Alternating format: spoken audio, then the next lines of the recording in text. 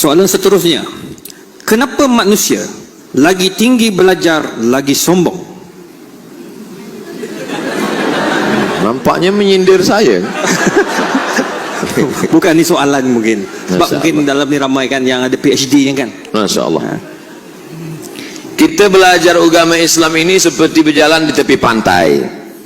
Manakala kita berjalan di tepi pantai, mulai masuk ke laut, mata kaki kita tenggelam, kita rasa lebih tinggi, laut itu tak dalam.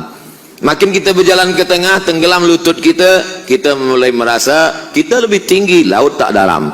Mana sampai dia ke pusat kita mulai berpikir, nampaknya laut ni agak dalam.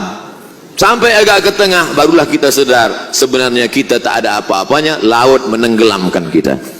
Makanya saat kita baca kitab ini, dulu masa di pondok, masa belajar, itu memegang Bulughul Maram min Adillatil Ahkam, bukan main angkuh sombongnya. Sebelah kiri Bulughul Maram, sebelah kanan Subulus Salam. Masya Allah. Tapi manakala sampai ke Kahairah, tengok kitab di rumah kawan, apa ni? Fathul Bari Syarah Sahih Bukhari, 1 meter. Oh, aku pun baru tengok sekarang.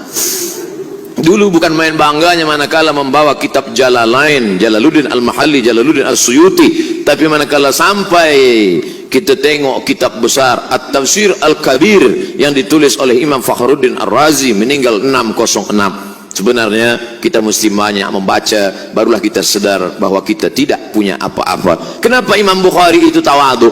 Rupanya Imam Bukhari itu gurunya 2000 orang. Cuba kita hitung kira guru kita mula tadika hingga PhD. Rasa-rasanya saya dah hitung-hitung tak sampai 200. Oleh sebab itu maka sebenarnya kita ni tiada apa-apa. Cuba baca kitab Al-Mu'jam Al-Kabir, Al-Mu'jam Al-Awsat, Al-Mu'jam As-Saghir. 3.500 guru daripada Sahibul Mu'jam At-Tabrani. Oleh sebab itu maka bandingkan pula dengan Imam Syafi'i, belajar di Makkah, belajar di Madinah, pergi ke Mesir, pergi ke Syam, pergi ke Persia, kembali lagi ke Uzbekistan. Berapa hafazan hadisnya? Kata dia sendiri mengaku 600,000 hadis. Orang yang sampai ke makam Al-Hafiz, apa kata Imam Abdurrahman As-Suyuti?